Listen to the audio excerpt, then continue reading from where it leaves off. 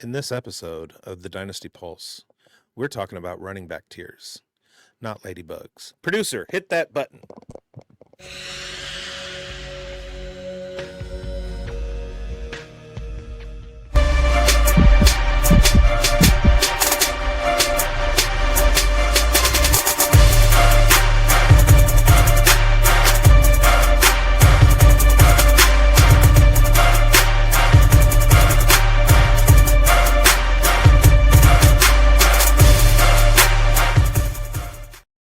Welcome to the Dynasty Pulse right here on the Fantasy Sports Advice Network. We are the premier show for Dynasty fantasy football information in our own estimation and price range. We have Mad Dog down there, and we got Chev, vroom vroom, and Schultz is in the building on the ones and twos. Mike G, what up, Grindberg, and I'm Biggs, of course, and we're here to talk running back tiers. How are you guys doing? Man, the vroom vroom got me. Man, Jeff, what's your reaction to that one? The vroom vroom is the sound the meat missile makes. Or on the Chevrolet. Oh man, What you thought? Oh, On Mad fire. Mad Dog. It's your first show as our, honor. You're now part of the team here, buddy. How's it feel, man? It's good, man. It's an honor that you guys all unanimously voted me in to be a part of this, and hopefully I can pull my weight and offer some valuable takes. Oh, obviously, dude. To be fair, I abstained, so I don't know if that's Erroneous. I was absent. I never asked Biggs. Chev was actually very much against it, and Schulte was like, "Hey, I don't care." That's but I was like, I need to get a Canadian on this show to help me out here because I'm outnumbered. So that's what happens here. We're evening out the things a little bit here. I was actually abstinent, not absent. I'm just throwing out words with multiple syllables. Yeah, vroom vroom, right? Vroom vroom. Abacus. Schulte, what's up, good man? How's it going, dude? Did you catching your breath here, man? Yeah. Well, I haven't got the Cyclops parasite yet, so we're holding up good. lot happening here. Just to let the viewer know, we've been cooking since pre-show, so buckle up. Buckle up. Things are going to get out of control. But before we get into the picks, shout out to one of our sponsors, Fantasy Spin. If you want a different kind of fantasy experience, Fantasy Spin lets you spin your lineup, make your picks, and compete in tournaments based on real player performances. Now, we've got a pretty jam-packed show, and it's flag plant season. So let's talk about running backs this week, and that is the theme of the show. We're talking running backs. We're going to tier it out in the crossfire section, but before we get into it, we're going to talk about flag plants. We're going to talk about a running back that maybe has got some question marks around them, or somebody we think that we're steaming up in the earlier rounds here. Let's talk about our flag plants at running back for 2026. And first one on here is Biggs, and I think pretty obvious to most of us. If anybody could guess, the Cleveland Browns hat that I'm picking, Ashton Jeanty. All right. Ashton Jeanty. I mean, there's not a lot that I can say about this dude that we haven't already said on the show, that everybody else hasn't said on the show. He had an elite profile coming out of college. He had an elite receiving game in his junior year of college before he came out. So he had that box ticked off. And then he goes to a dysfunctional franchise that had terrible coaching, some of the worst offensive line coaching that I've ever witnessed in all of the years that I've been watching football. Basically bad quarterback play, just a terrible offensive environment, and still managed to carve out an RB1 season. So in comes a competent coach who was the offensive coordinator of the Super Bowl champions last season, a competent coaching staff placed around him, improvements to the offensive line, including in free agency, and sophomore players who should have been given a chance to play last year, earning starting jobs this year. more of a competent quarterback situation in terms of the offensive outlook, the playbook and everything. And you have a guy who, again, elite level talent, there's only up for him to go. So Ashton Jeanty is my flag plant. I was drafting him very high last year, and despite the fact that he slipped about 8 ADP spots performance-wise versus where he was being drafted last year, I'm drafting him in the exact same spot. As long as Bijan Robinson and Jahmyr Gibbs are not there in front of me with buttons to push, I'm taking Jeanty. Chev, why don't you, now that you're part of the headphones crew now, welcome, by the way. You're now part of the headphones crew, but talk about Ashton Jeanty. Do you agree with Biggs here? Is he the RB3 undoubtedly here in Dynasty? I have a hard time holding these alligators down about Ashton Jeanty now. So if you know ball and you understand history, you understand what being a Kubiak or a Shanny back, or an offshoot, the kissing cousin of that tree being Sean McVay. You know what it means to be the RB1 in that offense. Ashton Jeanty does have the skill set. He caught 67 passes his last 2 years, So, and we saw him produce. He's the only running back. He's the first running back since Gale Sayers to go 5 receiving touchdowns and 1,300 yards from scrimmage, to go along with 5 rushing touchdowns as a rookie. So it can only go up. They paid at Tyler Linderbaum, I believe, the most money in free agency ever. You bring in Rick Dennison, who is a staple of the Kubiak Shanahan trees. It's all aggressive signal. I mean, this is going to be a team that's probably top 5 in rush attempts this year. I would say at worst probably top 10. And so that's a crazy signal for Ashton Jeanty for me. I can't ignore what that means. So Dynasty RB3, I was going to push back on it, but no, I'm not going to be dumb. People show you they're good at football. They show you they're good at football in terrible environments. Believe them. We got a generational discount on Todd Gurley back in 2016 because Jeff Fisher Jeff Fishered all over him, and people thought he wasn't good at football. Enter McVay, and he's on a Hall of Fame trajectory. It's great. Love it. Thank you for doing that, Biggs. I tried to Jeff Fisher all over my girlfriend. She said, no, please don't. All right, well, let's move on from that one. All right there, Chev. Hey, dude, that's a you problem if you're mediocre. Yeah, exactly. Brother. If you can't Fisher her, then you're done. All right, let's go there, Chev. Let's move on to you now. Talk about a guy that I think I'm on the same page with you about Devon Achane, and I think people fading him for unjust reasons, and I think this could be a year for him to really excel. So, what are your thoughts here on Achane and as your flag plant here? Oh man, if I had pants on right now, they would be off. I think that because of the fact that the offense in Miami is projected to be so terrible, and Mike McDaniel, the run game savior of all things savory, we've got to change that picture. By the way, I'll send you something else. We got to do it, please. Yeah, he'll change that right after Biggs's intro video. It'll all happen at the same time. This is I can't believe that you're doing this right now. So anyway, it's a beautiful picture with Devon. Yeah, that's a face for radio for sure.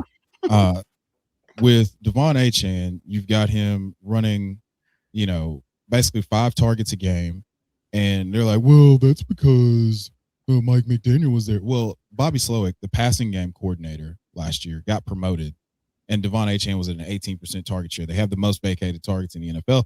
Typically, vacated targets go to the running back position, Devon Achane being one of the best pass catchers at the position. So I personally think that they are going to attempt at least 450 to 475 attempts. I'll tell you exactly what I have them down for, because this was one of the first offensive environments that I jumped into. I believe, 490 rush attempts to go along with about 515 passes. So I think, Christian McCaffrey last year led the league in running back target share at 21%. I think Devon Achane can get up around that number, even if he's not going to handle the same type of rushing volume that Christian McCaffrey does, just because, at some point we have to concede something. But he has played 17 games back-to-back years. Just ask yourself this. What if this offense is closer to league average than like bottom 3, which is at what everyone's projecting? What if this offense is closer to league average than bottom 3? What does that mean for Devon Achane, who was at 20.6 fantasy points a game last year? We could dip down to his rookie year when he was about 17 points a game, but what if you're an offensive coordinator? Let's say we're playing Madden right now, guys. All right. If you're playing with the Dolphins, Mad Dog, who are you going to try to give the ball to on the Dolphins the most? Achane, every play. Okay. Biggs, what about you? Devon Achane. Okay. All right. Gromberg? Without a doubt, Achane is getting every single one for sure. Maybe Willis the odd run play, but yeah, it's Achane. Schulte. Oh yeah, it's this man right here, Devon Etienne. But I do. To be fair, when I play Madden, I do like making the little guys better. So Chris Bell, he's going to be getting a bunch of looks. Malik Washington, probably the force of my offense. But I'm also playing Madden. Yeah. So I mean, these dudes are playing Madden with real people, and Devon Achane just got paid a whole bunch. So I mean, I can't come away from this thinking about it like a logical human being and just be like, well, this guy who's been awesome for fantasy football in terrible environments is going to stop being awesome because he lost his coach. That just doesn't really work for me. So yeah, I'm all in on Devon Achane. I have him as my dynasty running back 4. I love this. Last year I said I had a hot take that he was going to catch 100 balls last year because I thought the offense was flowing through him last year. I was just early, man. Mm-hmm. Yeah, no, I think this is a great take. He's certainly my RB4 as well. I got him ahead of Hampton. I got him ahead of Love as well, which may be a little bit more controversial at this stage. I got Love's my RB5, but Achane's my RB4. And there's a lot of reasons because this offense has got nothing to go. And you know what? They're going to revolve around him regardless. Yeah, there may be less volume there in the passing game because Willis doesn't check down as much, and there may be some more design runs based off of that. They may not be in as many prolific scoring opportunities, but the Dolphins were crap last year, so they weren't scoring a whole lot anyway. So I think that there's a lot to prove here with this Dolphins offense, and I think that Malik Willis has got something to prove, and I think so does the Achane, and I think that this is going to be a really good situation. I was going to bring up Schulte's hot take from last year as well. You were early. There it is. All right. Never wrong. All right, Mad Dog. It's your first time, as a core member here. Talk about your flag plant, who I'm sure that if Chev would have been on the gun earlier, might have been his guy as well, because he's been talking about Chase Brown for quite some time. Okay, well, that's great. If I miss anything, then Chev can kind of fill in some more stats here about why he thinks that Chase Brown can explode and be one of the top running back producers this year. I think he can be the number 2 pass catcher on this Bengals offense. Like we see T. Higgins, he's kind of a boomer bust player. This isn't a skill issue with T. Higgins, but if he isn't in the blue tent, he is susceptible to putting up zeros on our fantasy rosters. They didn't add any competition to the backfield. It's a contract year for Chase Brown. He's averaged over 4 yards per carry in his 2 full seasons, 54 receptions in 24, 69 receptions in 2025. We know that's nice. And he only scored 11 total touchdowns last season.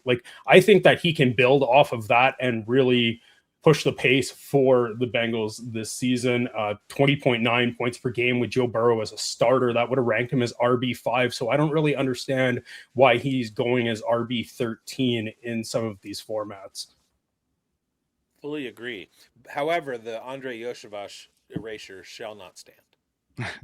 No, I mean, Chev, you can enhance this one, I bet, a little bit more, but he's got the Canadian flag behind him. It's not just because it's Chase Brown, but it's Mad Dog's Canadian flag. And I'm a huge endorser of Chase Brown as well. He was one guy that made me a ton of money in 2024. And I was on him pretty early in the process, and he was one of your flag plants early that season. So are you bullish on him this year? Absolutely. I have no reason not to be. I mean, it's just they have run the same usage and utilization out of their running backs just about every single year under Zach Taylor. So he's one of the safest bets, and he's only gotten better and gained more trust from Joe Burrow. I mean, we saw back half of the year last year how good he was. Just if you just put him in an offense that where the quarterback actually remembers that he can throw the ball to Chase Brown, we're in really good shape here. And now there's only Taj Brooks and the ghost of Samaje Perine to threaten him for touches. So in a contract year with the most probably one of the top 5 offenses in football, what we all project with Joe Burrow healthy, why wouldn't we be in on Chase Brown? I absolutely love this. Mm-hmm.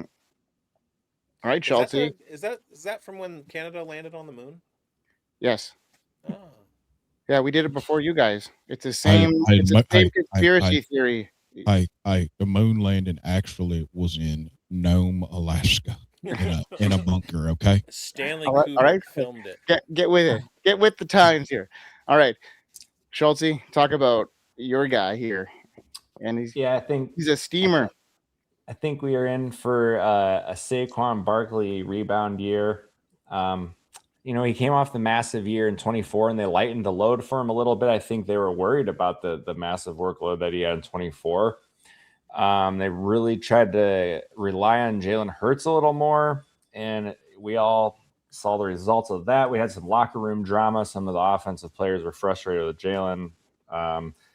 So you factor all that together. I think we've got to just get back to basics to what has worked for this offense in the past, and that's absolutely just giving Saquon the ball repeatedly. We had some offensive line injuries last year with Landon Dickerson, Lane Johnson, so that didn't help him out. But he was like 23rd in the league in average defenders in the box, but number 2 in stuffed runs. So the offensive line injuries played a part. The offensive line was not up to par from what we've seen from this team in the past, and I expect the offensive line to rebound. And I think looking at Sirianni, I think one of the things that really is frustrating here, the light front carry rate for Saquon was 45th in the league. So when the Eagles were lining up and looking at defenses with 6 or less dudes in the box, they were like, maybe we don't give it to Saquon, which is I don't even know how to describe that decision. Like, that's insane, man. That's crazy. So like you just factor all this in. I know they went and added a couple more pieces to the offense and these rookies, but I don't think you can just like count both of those two to be instant impacts. There's going to be growth in the passing game with these new pieces, and as a result, it's got to be Saquon this year, man. I love that. Also, Chev brought up earlier that vacated targets tend to go to dump downs, and Saquon's good for 50 to 65 targets a year. So if he had 50 last year and it gets increased because AJ Brown is gone, he's going to benefit from that. Yeah, I think this is a great call. I think that as long as he can stay healthy, I think this volume is going to be there. They're going to be running more inside as well, which I think they're going to be playing a little bit better towards Saquon's strengths. And I could see them, moving towards a little bit more in the middle of the field. I know that Jalen Hurts isn't great there, but their new offensive coordinator is certainly leaning that way. And it sounds like the whole team is buying into this new system, including Jalen Hurts. So this could be an optimal situation here for these pass catchers, and that will open things up lanes completely for Barkley. And, when Lane wasn't playing last year, that's a huge factor here. He's one of the best offensive linemen, or the best offensive lineman in the league, arguably, and that's a huge thing for them, and a big reason why that offense, in my opinion, wasn't prolific last year, guys.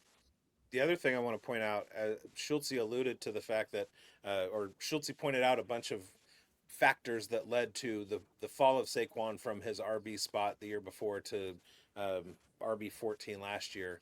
None of those were health concerns or age concerns. Yes, exactly. All right. Love the call. Hopefully we can continue this momentum going here with an agreement. And I'm going to talk about my flag plan, and that's it's my guy Breece Hall, and fresh off of signing that 3-year, $43 million extension, $29 million guaranteed. Now, to me, that signs that he is the undisputed alpha in that backfield, locked in as their franchise back, big money, showing exactly what that front office views him at as an elite guy, only 25 years old. He's a stud, proven he can be a 3-down monster when healthy and featured. And under new head coach Aaron Glenn and offensive coordinator Frank Wright, I think this tandem loves that physical run heavy attacks with play action, and they bring in a veteran quarterback in Geno Smith, and I think they're going to have an offense that's going to do a lot better than people maybe give them credit for. And I think that this offense is going to revolve around two guys, Garrett Wilson and Breece Hall, and he is the clear guy that is going to post up some numbers. And even in a year that was down last year, he still managed 1,000 yards, not the greatest yards per carry, but there were some stacked boxes, especially down the stretch. 36 receptions, 48 targets. That's a monster, target, garnering. So I'm looking at him even increasing that. I think that their red zone usage could be better than people may think, and he's going to have the lion's share there. The yards he created over expectation is beastly, generated 142 yards over expected. That's, super strong yak total. 3-down weapon. He's gonna rebound, I think, and you stack it all together, that elite PFF grade, the yards created out of nothing, the proven 3-down skill set, and that fresh $43 million contract. I think he's not just a solid RB2. I think this is the year he finishes as top 10 back. I think he finishes as a top 7, and that's why I'm flag planting him as a guy here for me. Breece Hall going to have a monster year with the best quarterback he's played with in that offense. So, guys, what do you think? Anybody? Well, Go ahead, Matt. I think it's great. I agree with this take on Breece Hall. I think that he's going to be the number 2 option behind Garrett Wilson until those rookies kind of get settled in. Geno Smith isn't going to be running for his life. I think he's going to try and dump off the ball as much as he can, and we're going to see Breece Hall kind of return to form where he was the 101 in most of our rookie drafts when he came out, because we thought that he was so efficient and he could make those explosive plays. So yeah, I'm totally on board with this call. And he did show as a year 2 guy that he could be that guy. He had 95 targets in year 2. The only hesitation that I have, you mentioned he's got a better offensive line, or Geno Smith has a better offensive line, won't be running for his life. I think the cap that I have on Breece Hall is the team environment. The fact that there really is, you have Garrett Wilson. Hopefully we see a big step up from Kenyon Sadiq or Mason Taylor to create another target. And then you're looking at Omar Cooper as a rookie and Adonai Mitchell. So that could kind of focus the defense on, we're going to stop Garrett Wilson and we're going to stop Breece Hall, and we can try and make Geno throw the ball over the top of us. But the one thing that I want to point out, alluding back to that 95 target season that Breece showed that he is capable of, is that every running back that we have talked about, and we haven't talked about Bijan and Jahmyr because they're basically RB1 and 2.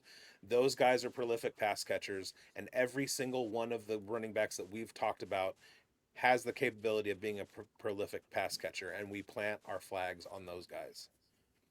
And Breece Hall is one of them. All right. Anybody not on the Breece Hall train here? Absolutely not. I mean, you kidding me?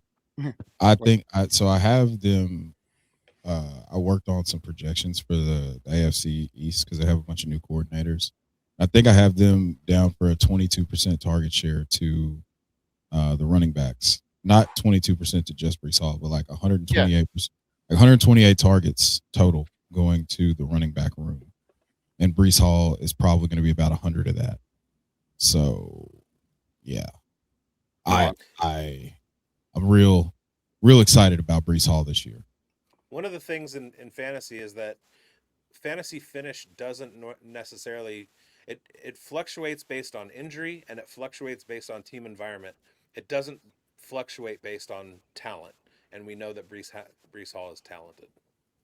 I love this, guys. We were pretty in lock here with all our takes during our flag plant session. Now, this is where the rubber meets the road, I guess, here. This is where maybe we might have some differing, opinions, and this is where it just isn't entertainment. This is where we're going to build consensus rankings, and this is a great exercise we've been doing the last couple of years here on the Pulse, and it's delivering sharp tier breakdown of the top 20 running backs that you can actually trust in your dynasty startups, your trade valuation, and your real build, strategies. So let's get this going here, guys. We're going to tier these running backs as we would, just normally here. So I'm going to bring up the board. Give me 1 second to share it. And Biggs, you're going to talk about your first selection here because you're 101 on the board here. You're getting to pick who is the first guy in tier number 1. Go ahead.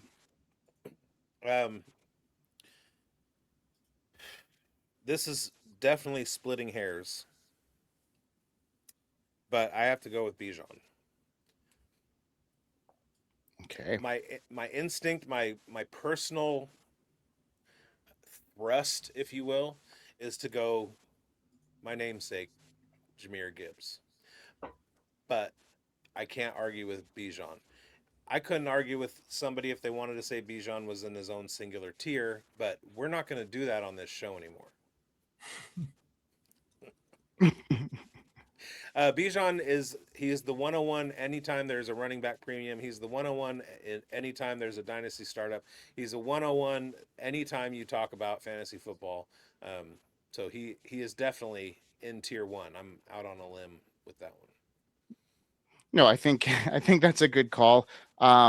Me, I would have gone Gibbs as my 101, and I'm gonna lock him in as the 102 here, and I'll talk about him a little We're bit not here. ranking them; we're putting them in tiers. Yeah, well, I mean, look at what the efficiency is there. Now you're removing a guy like David Montgomery, who's, clearly, been a thorn in his side as far as, becoming that Christian McCaffrey-esque elite producer in both run and the passing game. And I think this is where the year this happens for Jahmyr Gibbs. Obviously, he steamed up in most, circles right now as the 101, especially in one quarterback leagues. But as far as dynasty goes, Jahmyr Gibbs is my 101. I think there's a clear tier here.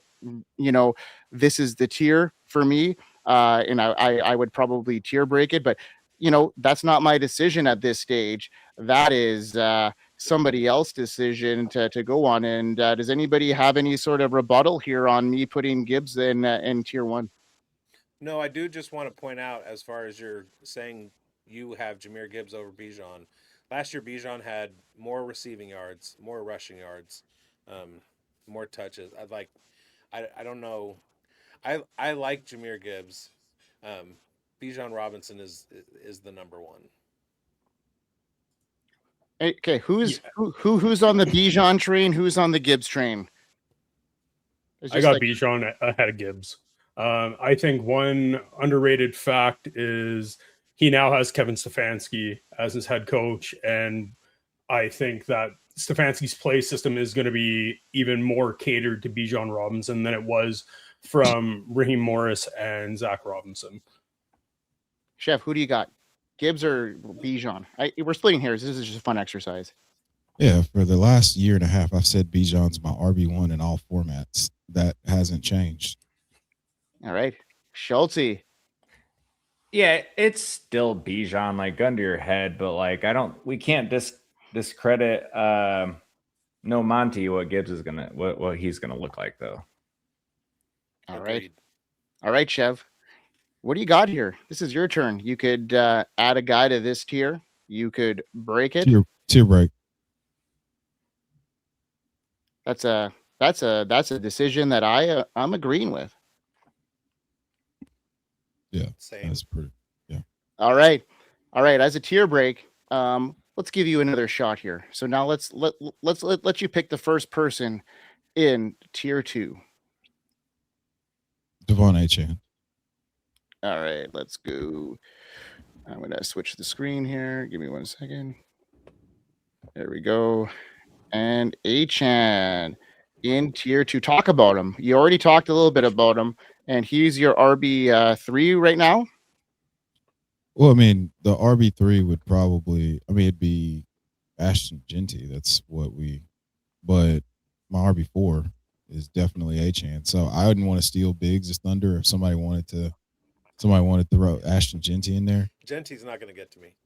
Yeah, but Devon appreciate Achane is one of the best pass catching backs. In order to make up for the fact that this offense isn't going to be very good, he's got the home run hitting ability in terms of his ability to produce explosive long touchdowns.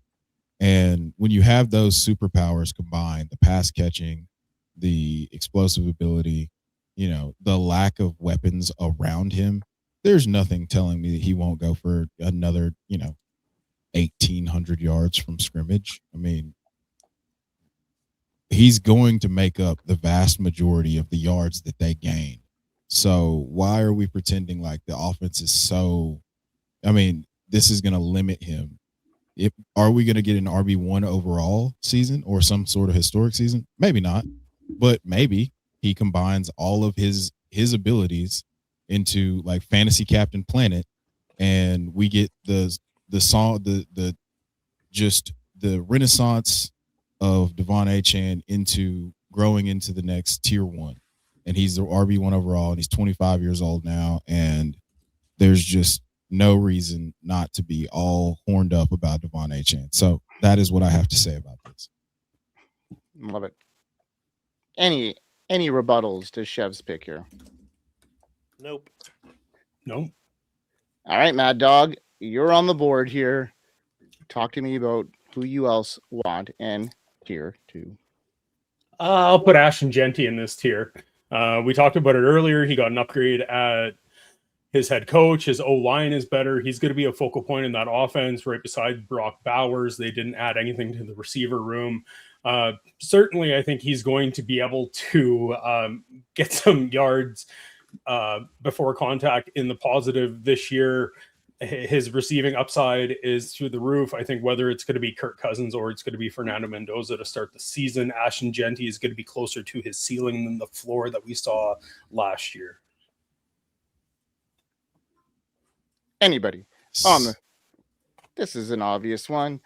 Yeah. All right, Schultze, you got a 2-banger. So talk to us about number 1 on your pick.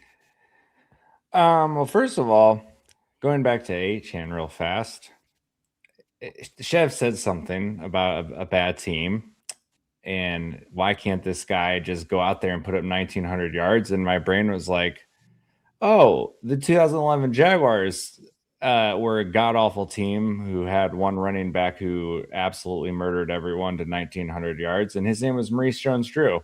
So that's a fun connection there. Moving forward, I'm going to go Jeremiyah Love. I'm ready to do it. I don't care. He's a rookie. I am that much of a believer in the talent. I don't know. What do you got to say about him, man?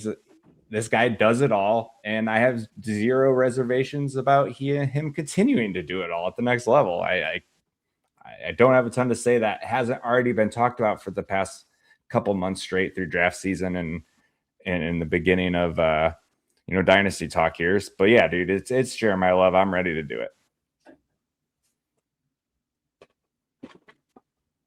Yeah, I don't disagree with that one bit. I think it might be tough as a rookie. It looks like a crowded running back room, but I think Jeremiyah Love has the talent that we saw in college, and it's going to transition over to the Cardinals this season.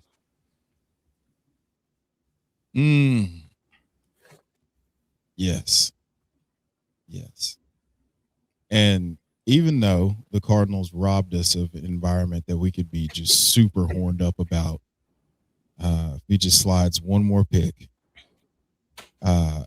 he definitely belongs here. He's got the most guaranteed money of a running back ever, and I think he's going to live up to that. I mean, worst case scenario, we get Reggie Bush. We get Reggie Bushed, which is still going to be decent, really good.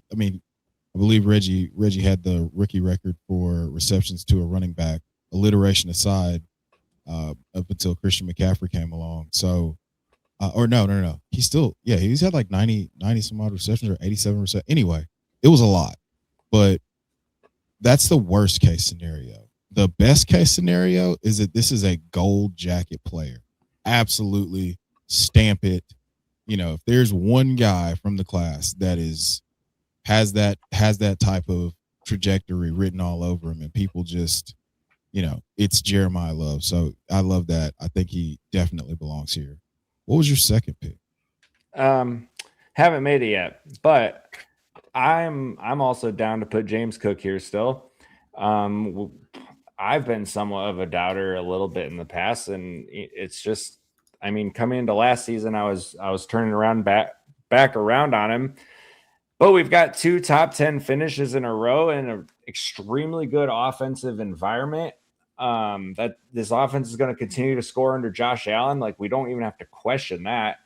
I know people have been talking about maybe some Ray Davis stuff. I don't know, man. James Cook, every time, like, back to the Chev saying good at football thing, like, this man has proved it to us, and he plays on a dang good offense. And if we're going to do any projecting or wish casting here, we could say he's probably going to he could catch a lot more passes. So I'm still down to leave him in this tier, despite being 26. I don't know when he turns 27, but I think 27 during the season. During the season, okay. Yeah. I'm still cool for tier 2 James Cook. Nice. He was gonna be my nominee if I got a chance, if nobody had put him in there. There's one thing that going into the draft process in 2022, everybody said, "Oh, he's too small." They said the same thing about Devon Achane. They said the same thing about Jahmyr Gibbs. So now you have 3 undersized running backs that have completely broken the mold. They're all in the same tier. We thought that Breece Hall was going to be the flag bearer for the 2022 class, and it's absolutely been James Cook. Injuries have been a problem for Kenneth Walker and Breece Hall, but you can't argue the fact that James Cook has absolutely cooked for every season he's been in the NFL. Yeah, I mean, I love the take. I love the call. You know, I see him becoming a focal point in that, receiving game this year. Like, who's to say he can't get upwards of 100 targets, right? You know, like, they're talking about making him more involved, and that might mean him, running less in between the 20s. Totally fine with that. Give those bruising, runs to the guys that are a little bit more built for that, and let them get those receptions that are worth a little bit more per carry than a carry is. So I love the call here, Schultz. Mad Dog, you're on the board here. Well, Schultz definitely sniped me on this one, and maybe you guys disagree, but I'm gonna do a tier break here. I think that we need to go into tier 3 for the rest of these running backs that we're going to talk about.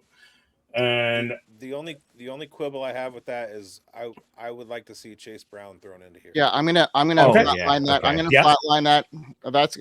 I'm gonna flatline that based off of making sure Chase Brown is in this for sure. Okay, good. Okay, that would be my pick. I mean, sure. I think Chev's losing his mind because there's one running back that maybe it's my hot take. Grindberg, we talked about it a couple shows ago. It's and Breece Hall, I think, needs to be in this as well. I think as well. So there's a couple guys for sure. Okay. Okay. I think this tier needs to be extended, based off the volatility of the youth, but also like look at the explosiveness of Breece Hall. Look at a couple other things. So yeah, I'm flatlining it. Anybody against the flatline? No. Nope. Okay. I'm with it. Right. Who you putting in this category then? If you have to take a choice now, there, Mad Dog. It'll be my flag plant. It'll be Chase Brown. Okay, let's get him in there. For the reasons we talked about, like you do all the research and you look and you're trying to find reasons that he could have a down year, and I just don't see it. So I'm not gonna flip flop from my speech on my flag plant. Nice. Okay. All right, Chev. Are you adding Breece Hall to this category or somebody else?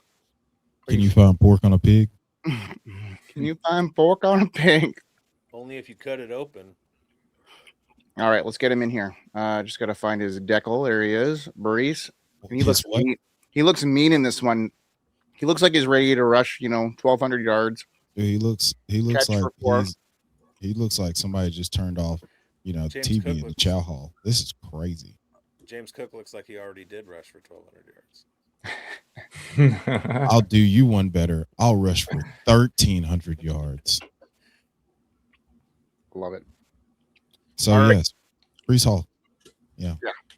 We talked Now- about him already. All right. There's also one omission. I'm curious to see who's going to do it. Who's going to break the seal? Oh, Did Mad Dog- is he young and plays for a good offense, but we're scared to put him in this tier? Yeah, Ah, yes. yeah. No, there's a couple of players here that are certainly okay. Mm-hmm. I know. It's my Uh-huh. turn here. It is. Where did Mad Dog? What's It the deal? says he's audio only. Yeah, Nice. he must be peeing. That's a Canadian sign for too many light beers, eh?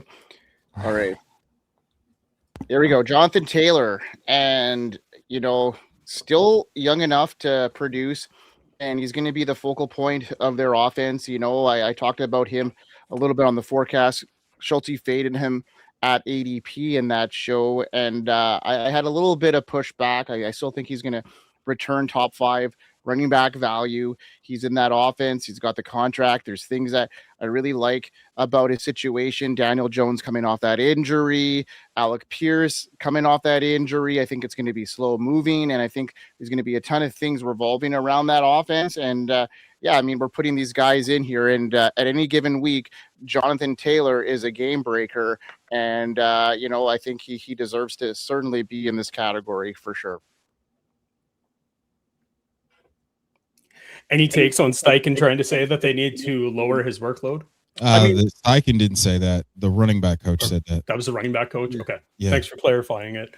I think it's nothing.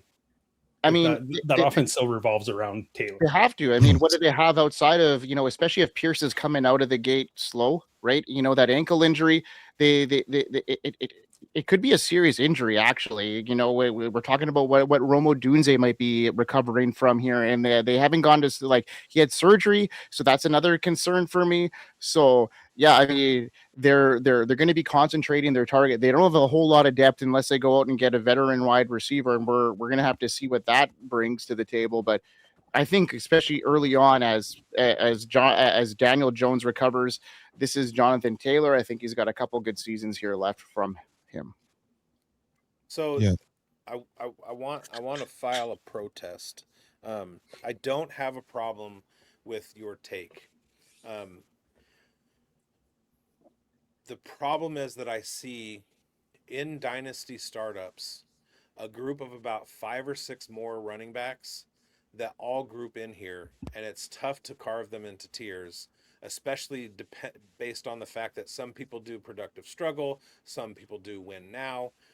I feel like if somebody is doing a win now approach, you have Jonathan Taylor here, you have to add Saquon Barkley, you have to add Derrick Henry. There have to be a number of those veterans who are all in the same tier together.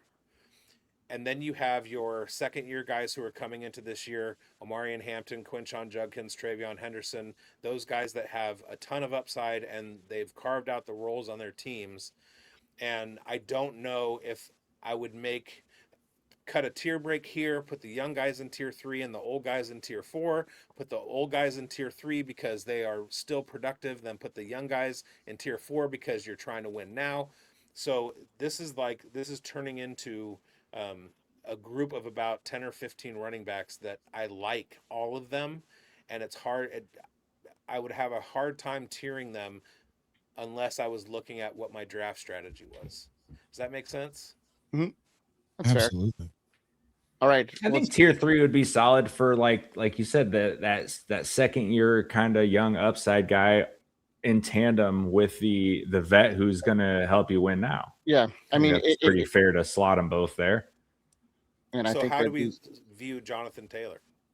Well, because he's still young enough to be, elite, and he's getting the monster carries too. Like I think that he's in this. I still think he's fair for tier 2. I mean, I think I'll fade him at running back 4 in redraft, but if he's in tier 2, you can still justifiably say he's running back 9, right? Okay. If he's in tier 2. So like there's a disparity there where you can say he can be in both. That makes sense. All right, let's get to your next guy. You got 2 here, Biggs. Are you going to tier break? You're going to maybe put a youngster in here on a lead offense? No, I got a double tap Derrick Henry and Saquon Barkley. Oof. Okay.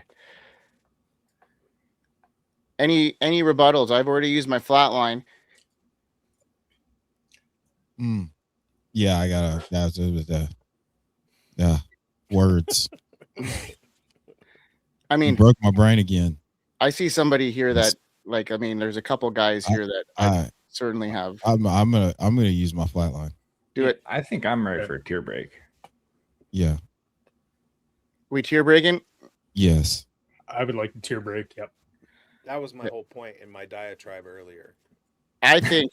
I mean, is there a case you could have just tier broke instead of doing this crazy filibuster? I see you pulled a Peyton Oswalt.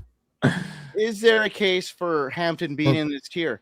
Who votes for Hampton being in this tier? I didn't.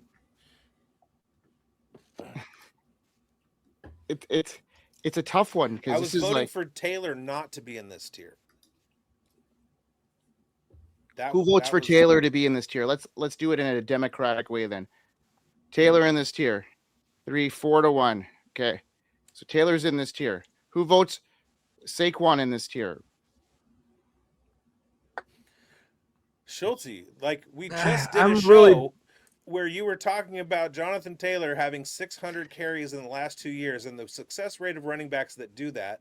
And we watched as Saquon fell off. We watched as Josh Jacobs fell off. And now we're talking about Saquon having a comeback year. Those were your words. And so the things are like backwards. So you're gonna invest in Dynasty and guys who like are 3-4 years from retirement versus guys who are 7-8 years from retirement. Like that was my whole point. I don't understand the disparity there. So I think like the fairest thing would be to take Jonathan Taylor out of this, make a tier break, and then start talking about all the other guys. I mean, I think the simple answer here is we've got 2 years in age difference, and that's a big discrepancy in Dynasty for a running back. So I think that my point about the draft strategy, whether you're doing productive struggle or win now in a startup. Well, yeah, that becomes 2 different episodes of tiers then. Like, I mean, James Cook and Jonathan Taylor are like 6 months apart. So you're talking about a guy that's more slight than a guy that, just because his carries are up there, it's the same. What do you mean just because his carries are up there? They're going back to back. What happens to people when that happens? They're going back to back in startups. Jonathan Taylor is going ahead of Chase Brown and Breece Hall and ahead of James Cook. So I think he certainly deserves to be in this tier. Like, okay, that makes sense then. All right. Is this the tier break, gents? Do we want Hampton? Who wants Hampton in this tier? Let's just do that because we're running out of time. Is there a handful hands up for Hampton? All right. This is the tier break. Let's go to tier 3. I love it. All right, Biggs. You get 2 guys. Tell me who your 2 guys are. Omarion Hampton and Quinshon Judkins. Okay. Where's my tier 3? Okay. Omarion Hampton and Quinshon Judkins. Okay. Oops. There you go. All right. Talk to us about why you think Judkins needs to be in this tier. Because he flashed elite skills last year. He's going to be in an offense that is probably going to be taking a couple years to find their footing at the quarterback position. They're going to rely on him a lot. And you said Judkins, right? Mm-hmm. Okay, because then all of a sudden I see Omarion Hampton, and that's a psychological thing where when you see the word yellow, but it's written in red, it's hard to anyway. No, I just love Judkins' upside, and I think that he's gonna be the focal point in the Cleveland offense for a long time. All right. Anybody opposed to that? No.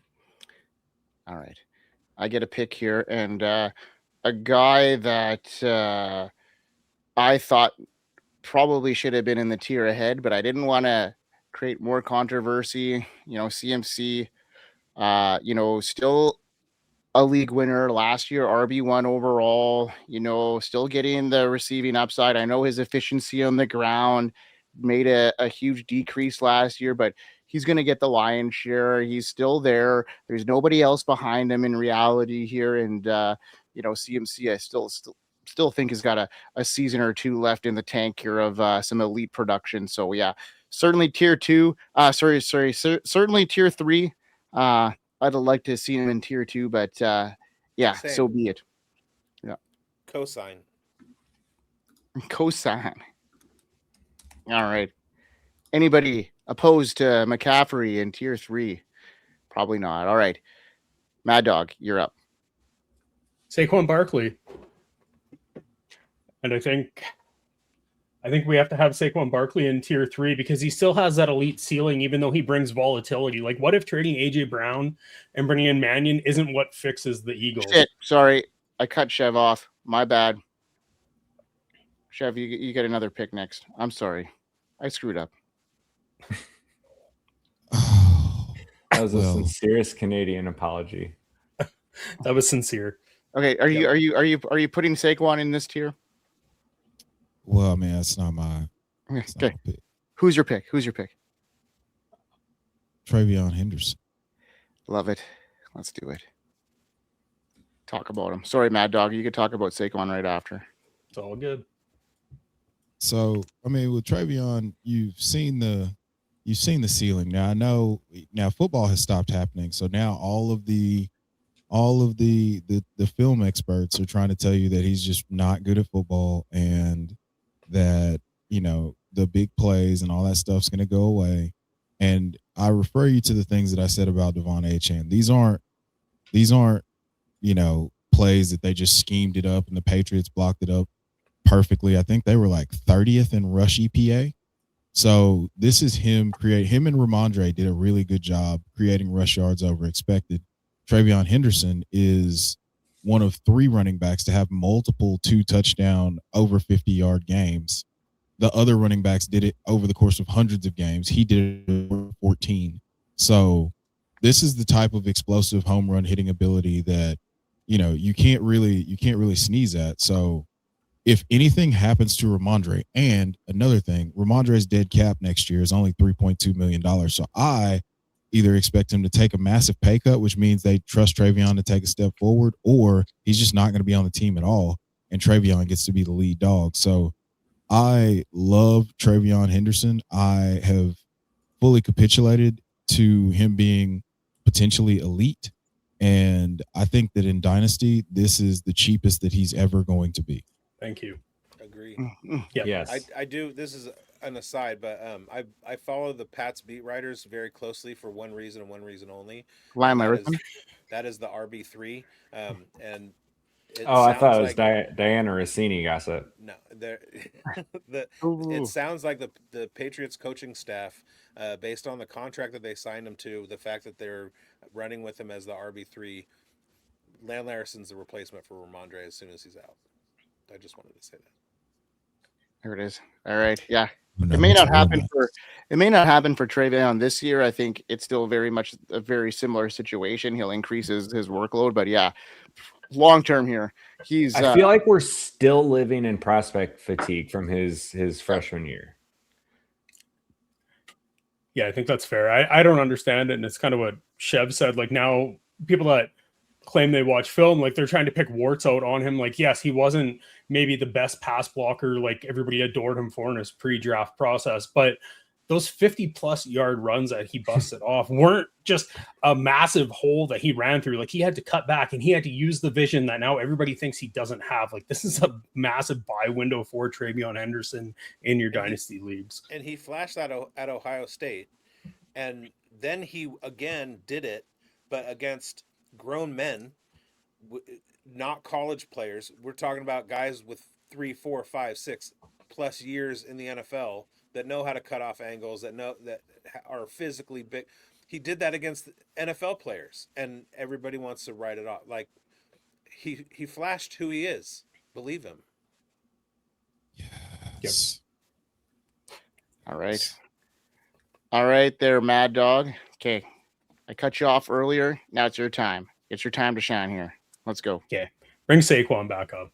So the reason I have him in tier 3 isn't because I think his ceiling is low. I think it's because of the volatility. What if trading AJ Brown wasn't the solution for the Eagles? What if it actually is Jalen Hurts? What if that offensive line, still just continues to age and maybe not be as productive as they have been? While I think Saquon Barkley can smash this season, in the long view, people are just going to be able to have an out that he is almost 30 years old. If there's an injury, his value is going to fall off a cliff. I just think that there might be a little bit of growing pains with Stowers, with Lemon, trying to find out if Devontae Smith can be a true alpha there. And yeah, that's why I think Saquon Barkley's in tier 3. Yeah. No rebuttal here. All right, we got a double tap here, Schultz. What do you got? Let's just go Kenneth Walker first, get that one out of the way. I mean, very talented back. We talk about home run explosion. Some of these other guys, we know he's got that home run capability, and he enters a great offense. So, yeah, that's an easy one. And honestly, this is an easy pick too. We just overlook this man constantly. 3 straight years as a top 10 running back. He's 25 years old, and he plays in a Sean McVay offense. Look, I know we want to say Blake Corum this, Blake Corum that, but Blake Corum stole 145 carries last year, and Kyren Williams was still running back 9. I was going to bring up Kyren for tier 2, but then I forgot about him. Forgetsies. Yeah, I like this call quite a bit. I think we'll end this at this tier here. We're almost at the hour here, so let's end this round. So we've got a pick from Mad Dog, then Chev, then me, then Biggs, and then end the show off here. So Mad Dog, you are up right now, and you've got a chance to either continue this tier or you can break it. Ooh. I think I'm going to go tier break. Tier break. Maybe I'm missing something here, but I think it's a tier break. Anybody on Derrick Henry to their own peril. Anybody with a flat line to his tier break. There's one guy I might want to put in here, but I think there's injuries that are really some question marks there. But I know. And yeah, I think that's why. If it's the same player I'm thinking of, that's why he's in tier 4. Yeah, it's the same player you're thinking of. It's all Scatabo, right? Yeah, like are we talking about Scatabo here? Yeah, yeah, it's Scatabo. Yeah. All right, so let's speak with my chest and flatline this. Derrick Henry should not be slept on. I know. This is I think he's certainly a league winner this year. I think he's going to be a guy that's going to catch a lot of passes, more passes out of that backfield. I know that's hard to think of because he's not, notoriety of a pass catcher, but I think that this is certainly an instance where Derrick Henry could have another monster year, and we're sleeping on him. But is he got the longevity still? Why not? Is he in this? Like, why not? I mean, yeah. If Big wants him in tier 3, put him in tier 3. Let's put him in tier 3. How do you argue? How do you argue against Derrick Henry? You had him in tier 2, Biggs. Let's give him to you. And if there's one human who's gonna okay, so they say the first human who's gonna live to 150 has probably been born. If there's one running back who's gonna get us to LeBron status, he's already been born, and it's Derrick Henry. And don't get me started on Rio Linda's own Sacramento State alum, Cam Scatabo. Shout out NorCal. All right, tier break it is. All right, we gave Cam in there. Yeah, no, I think we're keeping Cam out of it. I thought you guys said to put him in there. Are we putting Cam in this category, guys? I think he was the tier break. So no. Okay. I think we gave you Henry because I think at the end of the day, I think he certainly is a league winner. So No, I just thought Mad Dog and Chev were talking about the same person being in this tier, and that was Cam Scadaboo. And I guess but we were all worried about the injury, and I think that's kind of where it came. got crossed. Yeah, that's where things got crossed. All right, tier 4. All right, it's a Mad Dog reference, Chev. Calm down. Mad Yeah, Dog, I mean, are you doing Tier it? 4, it's Cam Scadaboo. Juggernaut. He showed us that, you know, he runs hard. He can pass catch. He's almost, you know, I would consider him almost elite as a pass catcher. I don't know what Matt Nagy and Harbaugh are going to mean for Scadaboo once he's healthy. And that's the other thing of why I put him in tier 4. When is he going to come back and be 100%?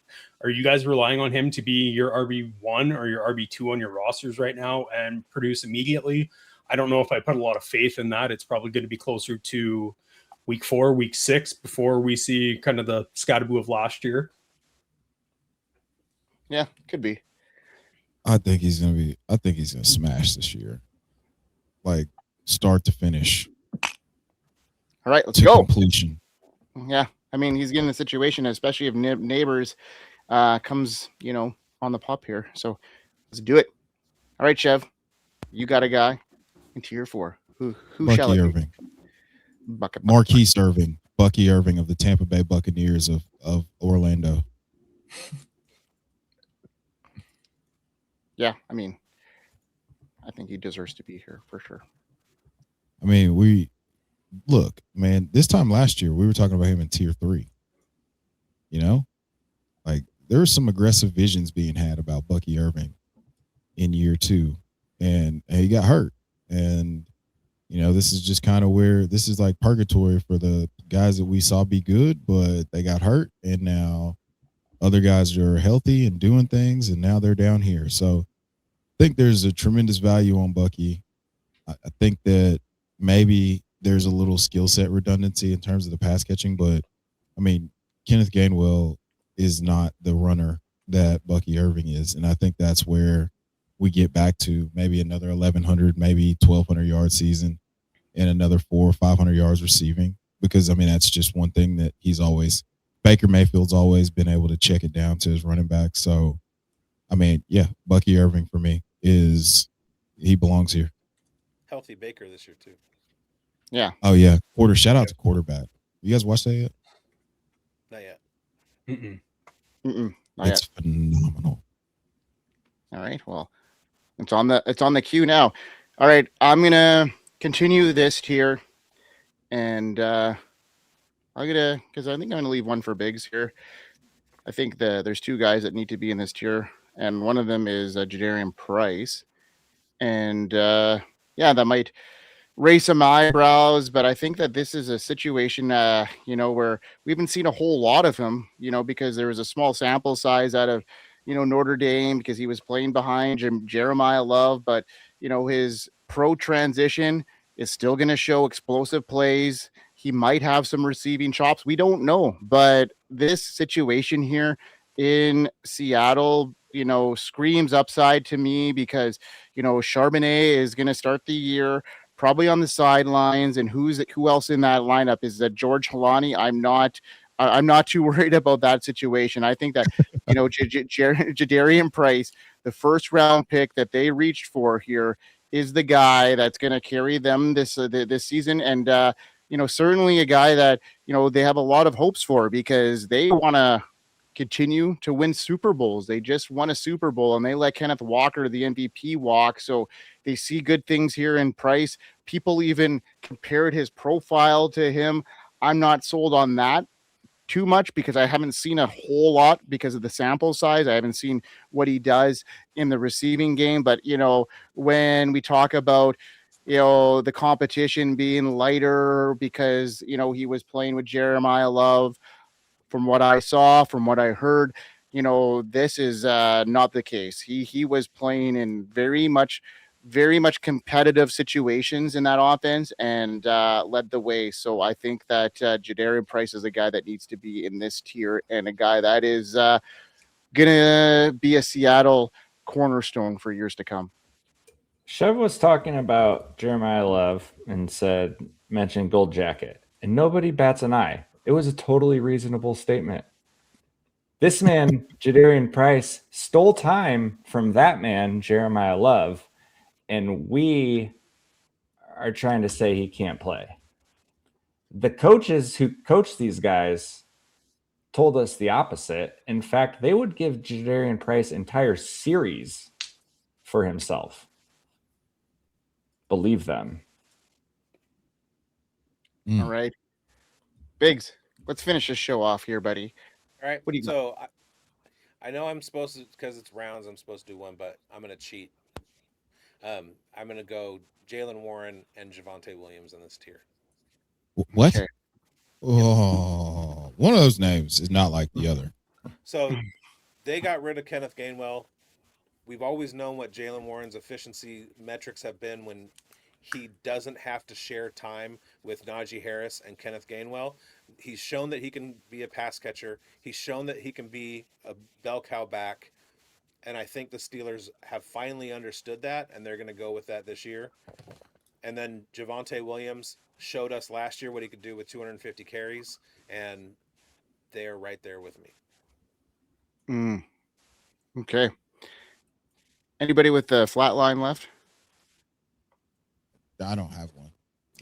I do. I don't think that you can go and put. I like Jalen Warren, and I understand the vision that you have here, but I don't think that you can boost him above somebody like Josh Jacobs or even a DeAndre Swift. I think they're on two offenses that really need to establish the run, and I would easily have Josh Jacobs and DeAndre Swift above Jalen Warren. Okay, so you can put him in this tier. Well, John. to end the round, we only need one more person. Well, I mean, this is the tier. So who wants Jalen Warren in this tier? Biggs. Anybody else? Sleep, guys. Just stay asleep. All right.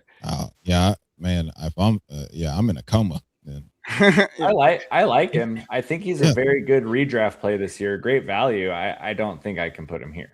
Thanks, I hope you're right, because I have too much exposure to Jalen Warren in dynasty leagues. Do we have Javonte Williams in this tier? Yes. Yes, I would say so. All right. I'm going to name a couple of names. Bayshell Tootin, do you think he deserves to be in this tier? No. Not yet. Not yet. David Montgomery. Not yet, Max. Yes, Monty. Schmonty. Monty? Yeah, I'm down with Monty. Anybody else down with Monty? No? No. Chev? No. Okay. Biggs? No. Biggs? Nope. No. Okay. Monty's out. Okay. Monty would have been my last one, I think. Okay. So Scatterbo, Irving, Price, Swift, Javonte, Jacobs. Are we good with that? Are we good with Swift and Jacobs in there? It's a good mix of young and veterans. Yeah. Okay. I think Jalen Warren was a good mention for you, Biggs. I think that steams him up for sure. Yeah, someone to keep your eye out for sure. Love it. Guys, what an awesome show. That was some good back and forth. Great tier breakdown here. And maybe I'll just go back to tier 3, let everybody see what we ended up with. Hampton, McCaffrey, Henderson, Judkins, Williams, Barkley, Henry, and Walker. Tier 2, Achane, Jeanty, Chase Brown, Jeremiyah Love, James Cook, Breece Hall, and Jonathan Taylor. And then tier 1 was the elite 2 of Bijan and Gibbs. And maybe next year we may see that tier become a little bit bigger, but we shall see. Biggs, take us home like you always do, man. Hey, whether you have seen the show before or this is your first time watching, go ahead and subscribe, hit the bell, get into the comments section. That is what can help drive this show. Argue with us. If you disagree with any of our tier spots, let us know in the comments. We like to engage. We need your feedback. That's what makes the show run. It helps us get better. So if you want to help the show get better, engage in the comments. Go to FSAN.com, fantasysportsadvice.com.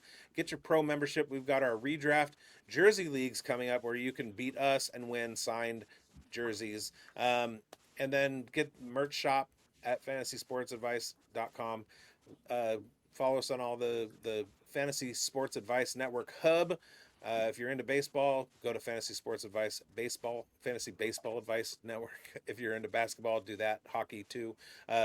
We folded in a whole bunch of people into the network, and we've got a ton of content. We've got entertainment content that is coming out. We've got like food and beverage content, hopefully on in the future, and we'd love to have you all here for that. FSAN, we help you win. Help you win. Peace out later.